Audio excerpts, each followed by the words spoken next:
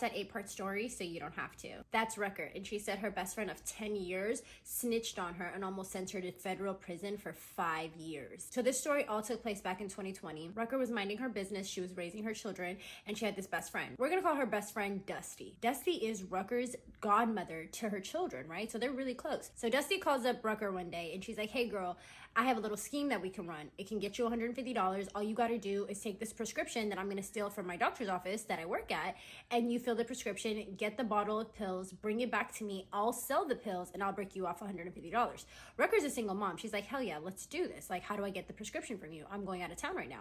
And the best friend, Dusty, tells her like, oh, I'll leave it on your table because I'm your best friend and I have keys to your house, obviously. So Rucker's like, okay, cool. Dusty tells her, and then when the pharmacy calls the doctor's office to verify the prescription, Dusty is going to be behind the phone verifying, but it has to happen on a Monday because that's when the doctor's office is closed. Rucker is like, perfect. Comes home, picks it up. Rucker ends up going to the childhood pharmacy she's been going to her whole life. She turns in the prescription and she goes to a dentist's office for her children.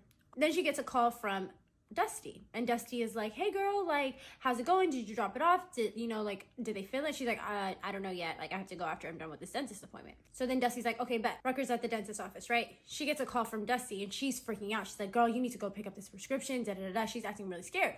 And Rucker's like, what's going on? Like, what's happening? She's like, they called, they're on some BS. They're not trying to, like, fill the prescription, just go pick it up, right? So then Rucker's like, okay, again, she's not asking too many questions. So when Rucker got to the pharmacy, they basically tell her they're not going to be able to fulfill the prescription and that they need her ID. She doesn't think twice about it. She hands them her ID and then she leaves. Now Rucker's on the phone with her best friend and they're discussing like possible consequences, what may have gone wrong, and they're trying to think positive about the situation, right? Rucker's living with her mom at the time. She ends up telling her about what happened, and Rucker's thinking like, it can't be that bad, right? She, mind you, just finished beating a case just shortly before this all took off, right? So she's like, dude, I don't want to be dealing with the law anymore. Like, so boom, fast forward. The pharmacy ends up reaching out to the doctor and they ask the doctor like, hey, is this a patient of yours? Is this prescription valid? And I guess the doctor doesn't have that many patients because immediately he was like, yeah, that's not one of my patients. So then he ends up calling the best friend that works for him, right? He calls Dusty and the doctor is like, hey, Dusty, like, do you recognize this name? And she confirms and says, yes, I do recognize it. There's 2 girls that work there, right? Dusty and this other girl. Now the doctor's trying to figure out where this prescription came from, right? Like, he definitely did not write it. Dusty ends up giving the doctor some type of like bad excuse, gives him some type of storyline. She ends up calling Rucker back and she's like, yeah, the doctor talked to me. I told him that you're a really good person, that you're a single mother, all these things. And Rucker's sitting there like, why are you telling him I'm a good person? Like, you should be telling him the truth. What the best friend ended up telling the doctor was, oh, I accidentally took some paperwork home and your prescriptions weren't one of them. And Rucker is really put off by what Dusty is telling her over the phone. So she ends up getting off the phone call with her. She ends up going to another friend, a mutual friend, right? And they are discussing the situation. Now the mutual friend's baby daddy is sitting right there. He's been around the block. He's an OG. And he basically tells Rucker, like, sounds like she threw you under the bus. Like, it definitely sounds like she's already snitched on you. Like, I would be, very cautious moving forward in what you say to her and how you, interact with her. Mind you, Rucker's already feeling the vibe. She's like, this girl's turned on me. So Rucker describes Dusty as the type of girl you would never find without her hair done, nails done. Like, she's always looking put together. She said in the 10 some years that she's known this girl, she's only seen her not put together like once or twice. So when she's at this mutual friend's house and Dusty shows up disheveled, she's like, okay, this is serious. Like, what's going on, right? So she basically walks up to Rucker. She's like, hey, can we talk?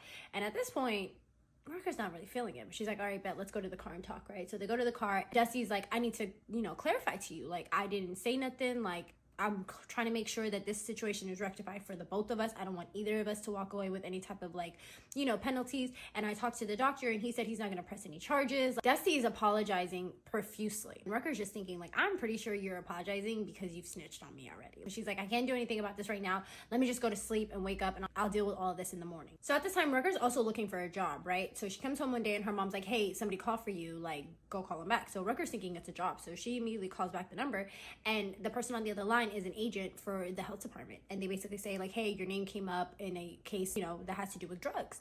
And Rucker's sitting there like, I don't do drugs. Like, my name should have nothing to do with that. And so he further explains that he needs her to come down and like talk to them and all of this, right? So immediately Rucker puts it together. She's like, oh, this has to do with Dusty and those pills, right? So she basically tells him like, okay, like I'll come down and talk to you, like it's fine. So Rucker calls Dusty and she's like, hey, like what's going on with the case? Like, do you have any updates for me? And the best friend's like, oh, I don't know anything. And so off bat, Rucker thought that was weird. And she tells her like, hey, the agent called me. He wants me to come in and talk to him. And I'm not going to do that because if I go in there, I'm going to end up implicating the both of us. So it's better that I just not say anything at all. And so the best friend's like, okay, bet, like, yeah, that makes sense. That weekend, Dusty and Rucker end up getting into a little argument, right? So they don't talk for a little bit. So Monday comes around. She gets a phone call from the girl that Dusty works with at the doctor's office. We're going to call her Shirley. So Shirley calls Rucker and she's like, hey, girl, like, where you at? And Rucker's like, what are you talking about? I'm at a doctor's office. Like, what do you want? You know? And she's like, oh, I was just wondering what you were doing, like, where you were at, da-da-da. Like, basically trying to get her, you know, whereabouts.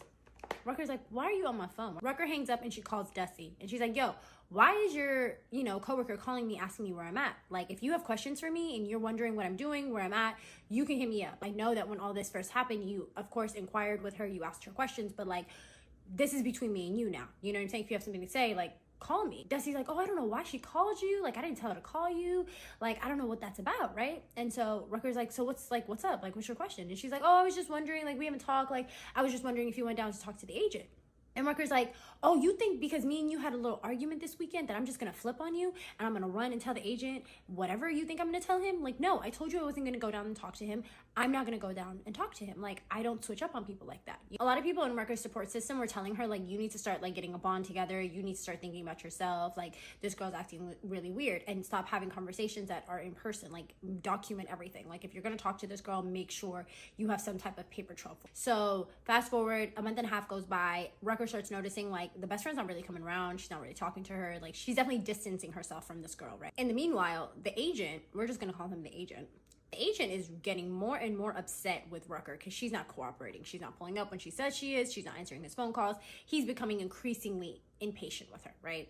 Rucker also noticed that the best friend had stopped talking to her over the phone, any way that she can get a paper trail. If she wanted to talk to her, especially about the situation, she was pulling up on her and talking to her in person, right? So one day they're talking, and Rucker asked her, like, hey, did you tell your mom about what happened? Like, is she up to date on everything? And Dusty's like, yeah, I told my mom. And so Rucker's like, oh, did you tell your mom the truth, or did you tell her what you told the doctor? And Dusty's like, I told her the truth. And she's like, what you mean, what I told the doctor? And so Rucker's, you know, trying to figure out exactly where the best friend stood as far as, like, what exactly did she tell the doctor.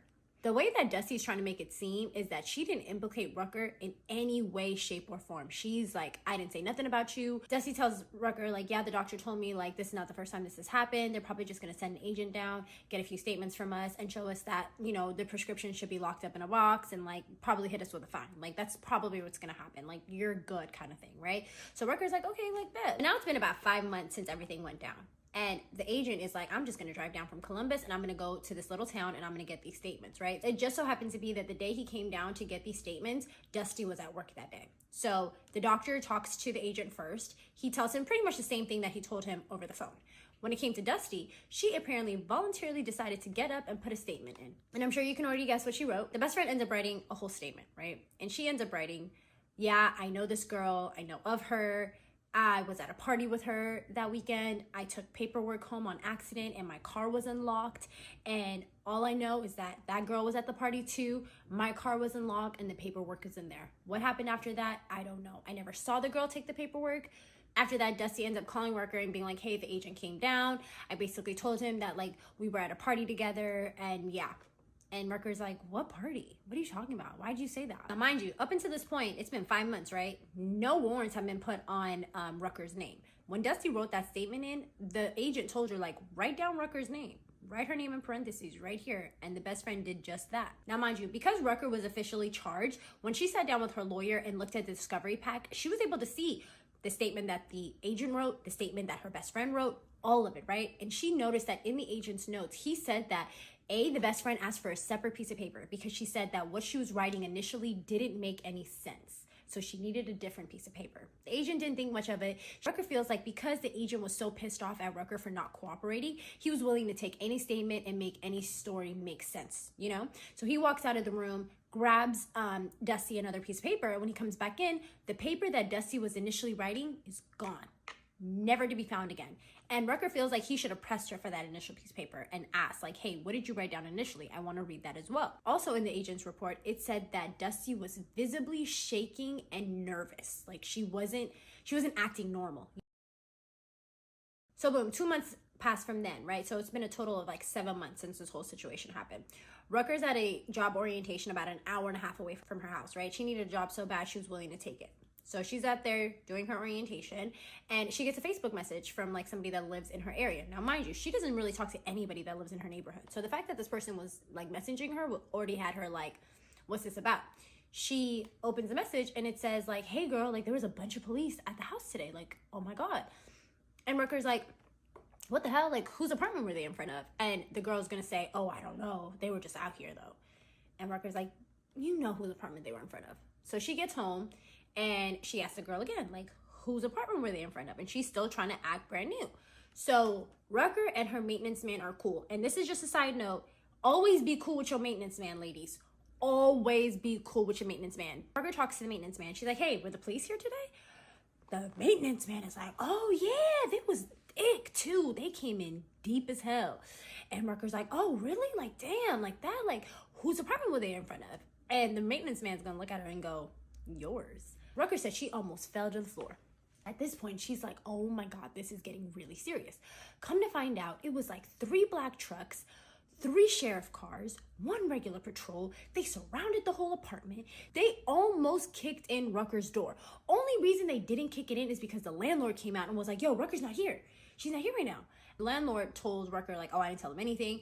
Apparently what she actually did was tell the police, oh, she's at school picking up her kids. And then the landlord asked the police officers, do you want to leave your business card and I'll make sure to get it to you? And the police officers were like, well, no, it's fine. At this point, she's like, okay, I'm going to have to, deal with this head on. So she calls the agent and she's like, hey, I heard you came up to my house looking for me the other day. And the agent's like, I did.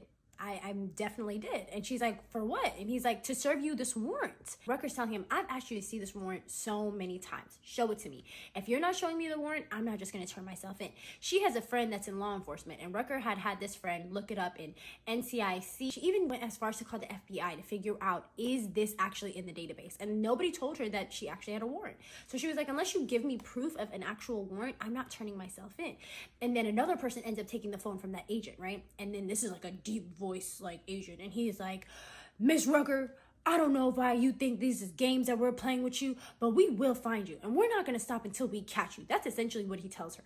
And so at this point, Rucker is like, oh my God. Like, so she tells the agent, as long as I see the warrant, I'll turn myself in. And the deep voice agent tells her like, no, that's not an option. That's not what we're doing here. You either turn yourself in or we're gonna catch you. She tells the agents, I need to talk to my lawyer. At this point, she don't even got a lawyer. She ends up calling her brother, who's been around the block, dealt with his own, legal issues. And she asks him like, hey, this is what I'm dealing with. Like, what should I do? And he basically tells her, call their bluff. Wait it out. If they're gonna take you to jail, they'll come and get you. If not, don't turn yourself in. So she's like, okay, I'm gonna listen to my brother. She ends up calling Dusty and being like, yo, the cops try to kick my door in. And she's like, what? That's insane. And so she tells her like, I'm basically just gonna go turn myself in. And the best friend's like, we don't even have your bond money together. Rucker's thinking like, oh, now it's a we? Now we're a we? Okay, bet.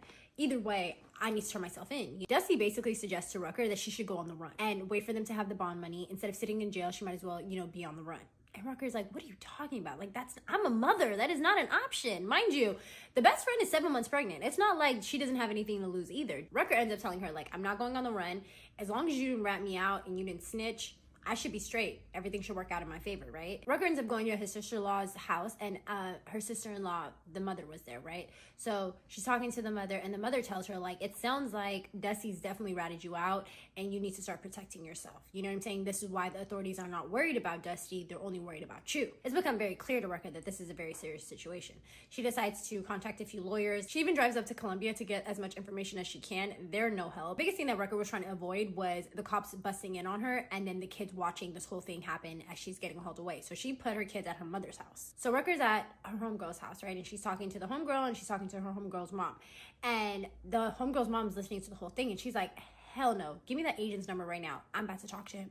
So she calls the agent and she's like, I'm not understanding. Like, she conspired with another person. Why aren't you worried about the person she conspired with? She did not do this by herself. Not to mention, she has proof, she has messages, she has everything that you need to show that this is not something she did on her own. You need to, go after Dusty as well. The agent basically tells her, look, all I need Rucker to do is come down to Columbia, write a statement, and we'll take her to jail from there. Rucker wakes up, she drives to Columbia, she writes the statement, and they basically tell her like, oh, we're gonna take you to jail on Monday. Like, go back home, come back on Monday, we'll take you to jail. So she goes to her local jail on Monday. She gets greeted by 2 guards. Now, Rucker already knew, like, I have a plan. If I go in early enough, they'll process me, I'll see the judge, and I'll get out by the end of the day, right? She's like, I'm not going on the weekend, and I'm not going hella late in the day. So she got there, they processed her, she got to see the judge. Judge was like, yeah, you can be released. By 7 p.m., she was released. She had a friend waiting there because she already knew how the system worked. So she was like, I'm just going to take a friend, have him drive me out there, and just wait for me in the car. It's when Rucker drove to Columbia to write the statement that she saw the statement that her best friend wrote and was like, oh, you contradicted yourself. Like, everything you told me was a lie, and you actually snitched on me months ago, you know? So she's like, yeah, I'll definitely write a statement. One thing that's interesting that Rucker said was, it's not about who tells the truth, it's about who tells it first. She felt like because she was choosing to be uncooperative, because she was trying to, you know, protect her and her best friend, she knew the minute she talked, she was going to incriminate the both of them. She decided not to, you know, talk to this agent. And because she didn't decide to talk to him and the best friend Dusty did, they're now favoring Dusty's statement and not really giving any credence to what it is that, you know, Rucker is showing them, evidence and statement wise. So when Rucker got out of jail, she's like, I'm going to have to get a lawyer, right? Lawyers are so expensive. She got a little lucky. Her social studies teacher from 8th grade was also a lawyer. He taught history, but he also was a lawyer on the side. So she called him up, told him what was going on, and he was shocked. He was like, Rucker, I can't believe you're like involved in something like this. And she's like, yeah, whatever. It is what it is. She said back then, she's not the proudest of the things that she had to do to get $1, but being a single mother, she was going to do whatever it took for her and her baby to survive, and that's just what it was. But she would never, you know, partake in those things now. In the last 4 years, 5 years almost, she's grown so much. So the lawyer tells her, like, of course I'm going to represent you. You have to pay me though, right? And so the lawyer's like, and I've seen this happen in movies. It's so nice to know that it happens in real life too. But the lawyer's like, do you have $1? And Rucker's like, yeah, I have $1. What do you need $1 for? And he's like, pay me that $1 and I'll represent you. And she did. And he went on to represent her for the next 4 years. He sat down with her, went over the discovery, showed her how they had, you know, her ID at the pharmacy, the footage of her walking into the pharmacy, the statement from the best friend. Like, there was a lot of evidence against Rucker, right? So he tells her, like, we're gonna figure this out. He calls her, he's like, hey, you got court in the morning, I'm gonna get you out of it, don't worry about it. Boom, gets her out of it. He's like, don't come to court. Next court date comes. He's like, I don't know if I can get you out of it. If I can, I'll call you. If not, show up. She shows up. As she's sitting, waiting to go into court, the lawyer's secretary calls her and she's like, yo, he got you out. Leave the courthouse right now. The lawyer asks Rucker, what is the outcome you want out of this? Like, what do you want? And Rucker was like, I want to be vindicated. I don't want to serve no jail time, and I definitely don't want any felonies on my record, right? So the lawyer's like, okay, bet. Like, I'll go ahead and present that to the prosecutor and see what we can work out. Through all of this, Rucker is always asking the lawyer, what about Dusty? When is Dusty going to get charged? When is Dusty going to be a part of this court case? And she never comes up. Ultimately, this case ends up getting dragged out for like 3 years. She doesn't even hear from the lawyer for like 2 years. After the beginning, where she was calling him over and over and over again, almost every single day, trying to get an update, and the lawyer told her, hey, if I hear anything, I'll let you know. If you don't hear anything from me, there's nothing new. She backed off and just went on living her life for 2.5 years with this looming over her head. Over that time was that Dusty had created so much distance between them. On one of her birthdays, Dusty ends up calling Rucker and being like, hey, I got this list of things that you need to be working on. Like, you're a bad person because of this, that. Basically told her everything that she didn't like about her, right? And Rucker's like, hold on, we've been friends for 10 years. Not even just friends, best friends for the past 10 years plus. And you're telling me that you have this running list of everything that you don't like about me, just handy, ready to go. And the best friend's like whole, you know, reasoning for telling her all of this was, you're going into New Year, and I just think these are things that you need to be working on. Saying all of this because I'm trying to help you. Rucker didn't really care though. When Dusty first told her, go on the run until I get your bond money together, Rucker had already decided, you're no longer my friend. Like, you have nothing good, you know, in store for me. I need to back off. So Rucker mentioned that, you know, her grandmother told her back in like 2012, like, this girl is not your friend. Keep an eye on her, you know? And sure enough, 8 years later, Rucker found this to be very true. So she's talking to her grandma about everything that's going on. And her grandma told her, like, if your lawyer is anything like mine, he will make sure to drag this case out as long as he can and get it to the point that they either give you a slap on the wrist or they just drop all the charges, right? So, you know, the silence doesn't bother Rucker at this point. She's like, okay, he's just dragging this whole thing out, right? So fast forward, it's December 2024 now, and Rucker's out. I think she said she was working out. She runs into her lawyer and she's like, hey, you're the person I've been meaning to talk to. Like, what's going on? Any new updates? And the lawyer's like, hey, call my office in the morning. So she's like, all right, bet, cool.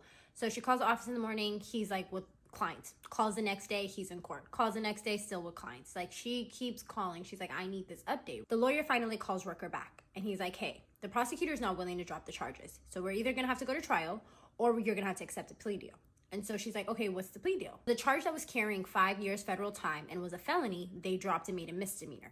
So she's like, okay, cool. So I'm not gonna have, a felony on my record. That's amazing. What they ended up charging her with is attempt to steal controlled substances. At this point, Rucker had to make a decision. She's like, that is what I tried to do. I did attempt to steal some controlled substances. So I'll accept that plea. That's cool with me. And you're not giving me a felony? Sounds perfect. Let's take the plea deal. She calls her lawyer, tells him just that. The lawyer goes through all the procedures, making sure she understands, like, no one's promising her anything. No one's coercing her into taking this deal. She told him, I'm taking this on my own volition. Nobody's coercing me into taking this deal. So then she has her court date. So January 19th of this year, Rucker went to court with her mother for support, and she stood before the judge after hearing a few other cases, and she went to see if the judge would accept the plea deal.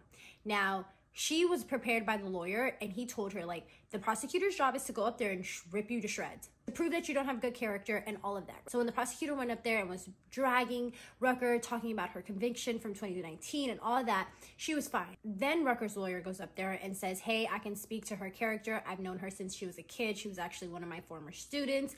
She basically edified her and spoke very kindly about her character, right? Rucker stood up, pled guilty to the misdemeanor. Rucker's lawyer also stressed that all this happened back in 2020. Rucker has not gotten in any trouble with law enforcement since then. The judge was really impressed. He accepted the plea deal, said that it was time served, that 7 a.m. to 7 p.m., those 12 hours that she sat in jail was time served, and he told her that she was free to go. Rucker moved on. She's pretty sure that the doctor that Dusty used to work for still doesn't know what actually happened, doesn't know that Dusty stole all those prescription pads, that she was doing this before the incident, well, after the incident, all of that, right? It got to the point that Dusty actually had to leave that doctor's office and start going and working for another doctor's office, right? But at the end of the day, Rucker's like, good riddance. I'm good. I'm safe. I get to be here for my babies. I'm not going to be, shipped off to prison.